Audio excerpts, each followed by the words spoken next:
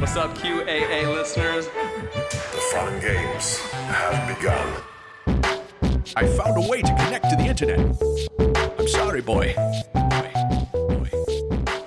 Welcome, listener, to Premium Chapter 188 of the QAnon Anonymous podcast, the Schneiderverse episode. As always, we are your hosts, Jake Rockatansky, Julian Field, and Travis View. Being a conservative figure in the United States is tough these days. Every morning, you've got to clock in at the complaining factory and put in hours of triggering the libs by posting online. When after a long day of work, you finally get into your decal-festooned car, you're forced to idle in the parking lot as you stream to Facebook Live. And then, even once you get home, you're expected to pour yourself some whiskey and read all the Antifa comments under your posts, the majority of which are pictures of a turd on a pig's bloated testicles or elaborate memes about you being a boomer cuck. Wash, rinse, repeat. It's exhausting. But some conservatives, much like Franz Kafka before them, are able to work a full-time job while also finding the time to be creative. John Schneider is a perfect example. A famous actor known for his roles in The Dukes of Hazzard and Smallville, he's a man who's never simply rested on his laurels.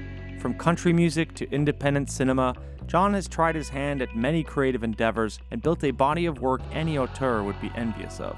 The latest movie he wrote, directed, produced, and starred in is John Schneider's To Die For, an elegy to the lost art of being a flag-loving patriot. It was released mere days ago, and a challenge was issued by the auteur himself.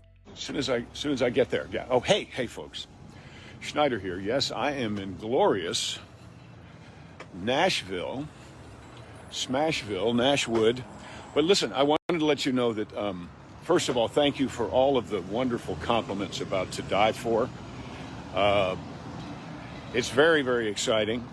A lot of certainly conservative news channels are jumping on it and wanting to talk about it. But here's how I figure it. If you don't have any haters, you've heard me say that. If you don't have any opposition, then you're probably not much of a threat. Well, this movie is getting a bunch of opposition from folks who haven't seen it. Challenge accepted, John. So this week on QA, we're bringing you an exploration of both John, his movie, which we did watch, and the online comments of those who've watched it. As such, prepare to enter the Schneiderverse. John Schneider rose to fame by playing Bo Duke in TV show The Dukes of Hazzard, which ran from 1979 to 1985. Bo was one of the two cousins who drove around the General Lee, a Dodge Charger emblazoned with a Confederate flag on its roof, and distilled moonshine in Hazzard County, Georgia. The show was a huge commercial success, and people tuned in every week to see exactly how the Duke boys would outsmart the crooked county commissioner. Schneider went on to have a successful run as both an actor and country singer. He played Clark Kent's dad in Smallville from 2001 to 2006, and even continued scoring parts through the Knots on shows like Nip Tuck, CSI, Curb Your Enthusiasm, and Desperate Housewives. In the 2010s, however, his roles seemed to dry up as he shifted mostly to Christian movies, Hallmark and Lifetime stuff, and films with titles like Flag of My Father, I Am Gabriel, American Justice, and Roe v. Wade. That last one that's just a court case, though. Yeah, it's some sort of conservative movie about the court case and how like the guy is a naughty Jewish pervert. The guy behind it. By the way, these are the types of movies that get advertised on like AM radio. Like you always hear John Schneider's To Die For, and then it's like, I'm not going to put down this flag. And then you've got like Mark Levin who's like, this is an incredible movie. It's John Schneider is an amazing talent. Yeah. You should all go and see it this weekend. Absolutely. This is, I guess, what conservative filmmaking is. You know, you just like take the ideology because that's all you're really going to get from it. Like some kind of ideological kick. Yeah, you know, there's an old saying, you know, that the libs can't meme. Well, that might be true. But what's also true is that the conservatives cannot make a movie to save their lives. We're still waiting for it, folks. The first good conservative movie. The first good one. I have hope that Jim Caviezel's QAnon movie is going to be. I guess The Passion of the Christ could count. Yes, that's true. Mel Gibson might be their only hope. Mel Gibson, I think, is their only hope. Oh my God, of course. What a hope. Of course. The guy who's on record talking about decapitating his ex-wife and like railing against a police officer who's arresting him for driving drunk, calling him a Jew. Okay, let's see what you got. Considered a heartthrob, Schneider was married to Tawny Elaine Godin, a Miss America winner from 83 to 86. He remarried in 1993 to Elvira Castle, but they divorced in 2014, which led to a dispute over unpaid spousal support. The dispute has lasted until today, and back in 2018, Castle blamed Schneider's ongoing financial problems on him, quote, squandering a large portion of his income via investment in his hobby of making low-budget, poorly produced films and television. I fucking love this guy. If you're gonna squander your money, that's the way to do it. There we go, buddy. Yeah. This was in reference to John Schneider Studios, which he set up in Louisiana. Now, in 2018, Schneider was sentenced to 3 days in LA County Jail for not paying spousal support. On his way to jail, he made a video for his followers encouraging them to buy his merch. Upon arrival, he found that due to overcrowding, he only had to spend 5 hours before they released him from jail, after which he was right back to selling his wares, which include, of course, a Confederate flag t-shirt. Oh. Yeah. In 2021, John Schneider Studios was hit hard by Hurricane Ida. Now, obviously, I'm not cheering on natural disasters or human misery here, but the event did lead to a comical photo of the General Lee stunt car with a giant tree smashed through its Confederate flag roof. Worry not, Schneider owns multiple models of the same stupid car to this day. So, to be clear, this guy was born in New York, okay? Like, he's not...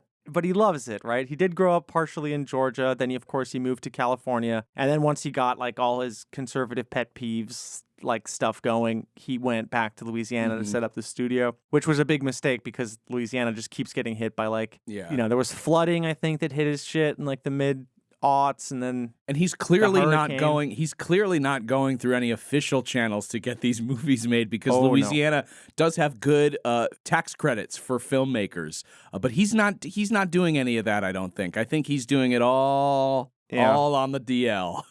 In a video about the disaster, Schneider once again told his followers to go buy merch from his store. This year, it was revealed that he still owed his ex-wife Elvira Castle $1.8 million in back support, and that a judge was seizing his royalties until the bill was paid off. Now, this may explain why his funds were a little low when embarking on the creation of John Schneider's To Die For, the 2022 movie that he recently released through Vimeo. Now, you know why he has to call it John Schneider's To Die For, yeah, right? There's a movie already. There's a very, from very the 90s. popular movie with Nicole Kidman about a media, this woman who's willing to do anything to be a newscaster. Also called To Die For, very popular film. Yeah. I believe Nicole Kidman was nominated for an award for it, potentially. So I don't know.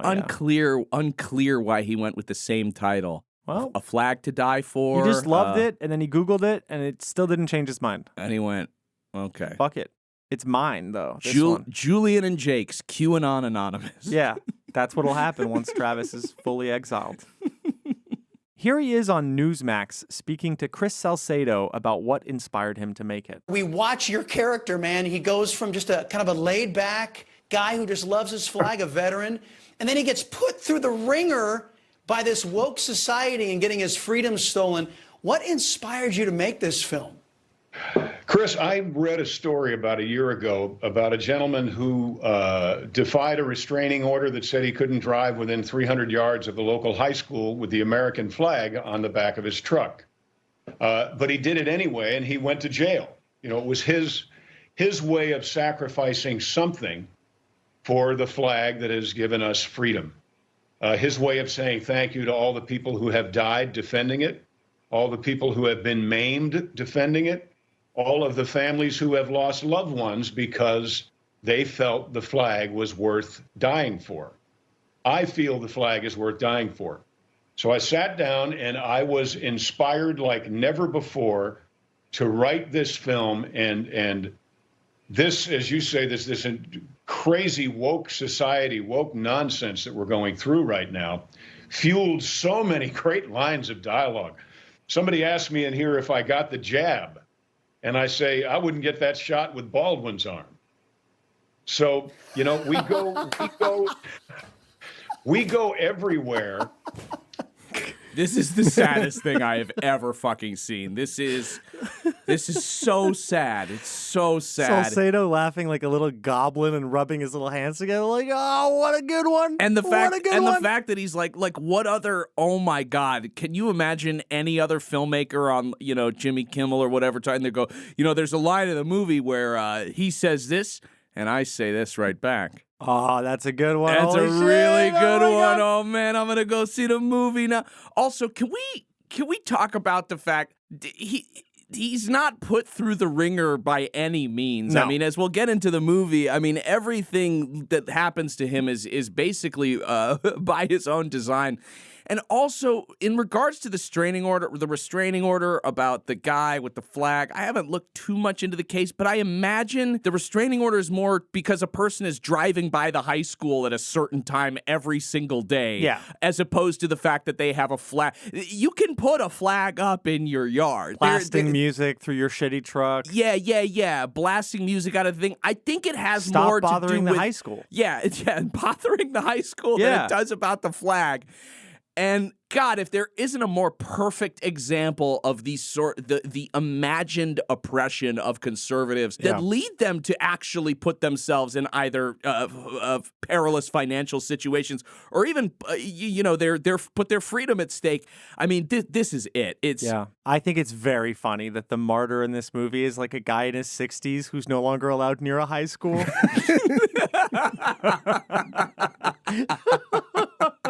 We're sorry. We just need you to not be doing this anymore. Schneider has been on Fox Business, OAN, and Newsmax promoting his movie. And his sales pitch is that he's a scrappy, independent operation standing up to the Hollywood sickos. This film took 10 months to make with less than 10 people in the crew. Now, that is the definition of a shoestring budget. Am I to assume woke Hollywood wouldn't touch this pro-American film with a 10-foot pole? Oh, my gosh. My gosh, they wouldn't spend any money to develop it. They certainly wouldn't film it. They wouldn't distribute it. But my wife and I are fiercely and unapologetically independent. So we make our own content. We also distribute our own content. So when you watch this movie or any movie that we've made or listen to any of the music, right now we are all in. If this movie doesn't work, we lose everything. You have been listening to a sample of a premium episode of QAnon Anonymous. We don't run any advertising on the show, and we'd like to keep it that way. For $5 a month, you'll get access to this episode, a new one each week, and our entire library of premium episodes. So head on over to patreon.com/QAnon Anonymous and subscribe. Thank you. Thanks. I love you. Jake loves you.